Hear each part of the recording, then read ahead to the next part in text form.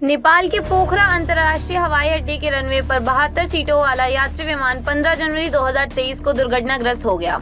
इसमें कई लोगों के मरने की सूचना है। दुर्घटना के बाद एयरपोर्ट को बंद कर दिया गया है। आपको बता दें कि ऐसा विमान हादसा नेपाल में कोई पहली बार नहीं, इससे पहले भी नेपाल में कई बड़े विमान हादसे हो चुके हैं। 29 मई 2022 को तारा एयरलाइन का विमान क्रैश हुआ। इस दुर्घटना में 4 भारतीयों समेत सभी 22 लोगों की मौत हो गई थी। पोखरा से जोमसम के लिए उड़ान भरने वाला तारा एयरलाइंस के विमान 9 नेट का संपर्क टूट गया था। साल 2018 में 12 मार्च को यूएस बांग्ला एयरलाइंस काठमांडू के त्रिभुवन अंतर्राष्ट्रीय हवाई अड्डे पर उतरते हुए दुर्घटनाग्रस्त हो गया था। इस हादसे में करीब 51 लोगों की मौत हुई थी। जांच में सामने आया था कि कॉकपिट में बैठकर पायलट सिगरेट पी रहा था, जिसके कारण ये भयानक हादसा हुआ। 24 फरवरी 2016 को तारा एयर फ्लाइट 193 क्रैश हो गया था। विमान पोखरा से जोमसोम के लिए उड़ान जा रहा था। टेक ऑफ के 8 मिनट बाद विमान लापता हो गया था। इसके बाद विमान का मलबा दाना गांव के पास पाया गया। विमान में सवार 23 लोगों की मौत हो गई थी।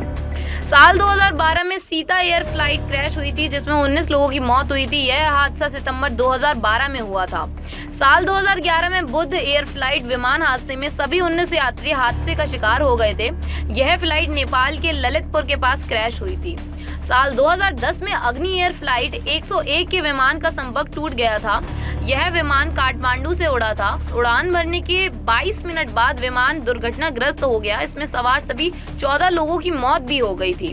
दुर्घटना होने की प्रमुख वजह नेपाल की खतरनाक भौगोलिक स्थिति पायलटों के सामने बड़ी चुनौती होती है। नेपाल का एकमात्र इंटरनेशनल एयरपोर्ट समुद्र तल से 1338 मीटर ऊपर एक संकरी घाटी में है। इसकी वजह से विमानों को मुड़ने के लिए काफी तंग जगह मिलती है। लुकला शहर का एयरपोर्ट दुनिया के सबसे खतरनाक एयरपोर्ट में से एक है। एयरपोर्ट के रनवे को पहाड़ों के बीच एक चट्टान को काटकर बनाया गया है। लुकला हाईवे अड्डे के रनवे के एक छोर पर विशालकाय पहाड़ तो दूसरे छोर पर खाई है। ऐसे में सिर्फ अल्ट्रा ट्रेंड पायलटों को ही इस हवाई अड्डे पर विमान उतारने और उड़ान भरने की इजाजत है। एक छोटी सी भूल से यात्रियों की जान भी जा सकती है। पहाड़ों में मौसम तेजी से बदलता है, जो विमानों की उड़ान को काफी खतरनाक बनाता है। पल पल बदलते मौसम के कारण पायलटों को विमान को नेविगेट करना मुश्किल हो जाता है। बर्फबारी से रनवे काफी खतरनाक हो जाता है। इन परिस्थितियों में पायलटों से होने वाली थोड़ी चूक भी इसे जानलेवा बना सकती है। विमान क्रैश होने की दूसरी वजह में बेहतर रडार तकनीक की कमी होना भी है। पुराने विमानों में मॉडर्न वेदर रडार नहीं होते हैं। इस वजह से पायलट को रियल टाइम में मौसम की जानकारी नहीं मिल पाती है। नेपाल के खराब एविएशन रिकॉर्ड की वजह से यूरोप कमीशन ने नेपाली एयरलाइंस पर 28 देशों के ब्लॉक में उड़ान भरने पर प्रतिबंध लगा रखा है।